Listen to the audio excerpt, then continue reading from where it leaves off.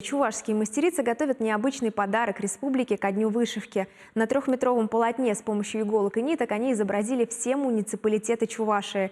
На суд жителям региона вышитую карту представят ровно через неделю. Но моя коллега Вероника Павлова одной из первых познакомилась с уникальным творением мастериц. Прислалась вот такая вот пачка из этих кусочков. Мы тут набежали все и как начали рассматривать вот так вот. Стопку из пазлов, которую прислали муниципалитеты, работники фабрики «Пахотыря» рассматривали с интересом. Казалось бы, удивить их сложно, но районным мастерицам это удалось. Каждый муниципалитет предоставил свой вышитый фрагмент карты. Кусочки полотна рукодельницы населили национальными героями, народностями. Ведь регион полюбили и мордовцы, татары и русские. Изобразили местные достопримечательности, церкви, памятники. На карту нанесли и небольшие деревеньки. Шумерлинский район вообще отличился очень интересными вот этими вот дорожками, да. Это где-то дорожка от платья, где-то от фартука, смаков, да, вот это вот, которые выкладываются именно по краям, как оберег.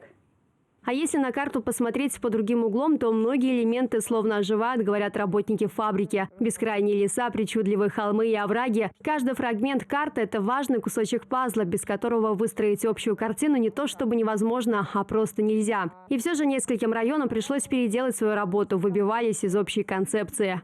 В оформлении этой карты принимали участие не только профессионалы, по Чебоксарскому району это очень хорошо видно, но и начинающие вышивальщицы. Хотя вот так вот на глаз определить, кто есть кто, очень сложно, а специалисты могут и говорят то, что по стежкам это заметно. Анастасия Андреева, художнику по вышивке фабрики, доверили изобразить нашу столицу, прилегающий к ней район. Вышивала дома после работы. По ее подсчетам, на создание этой красоты ей потребовалось больше 200 часов. Как начать? С чего начать? Я начала с Волги. Вот начала вышивать Волгу.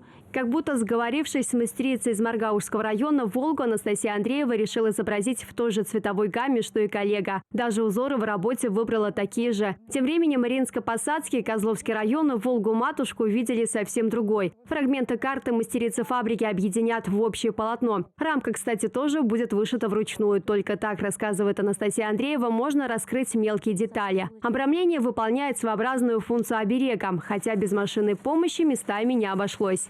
Герб, флаг, они объемные, емкие и, скажем так, очень много маленьких элементов, мелких.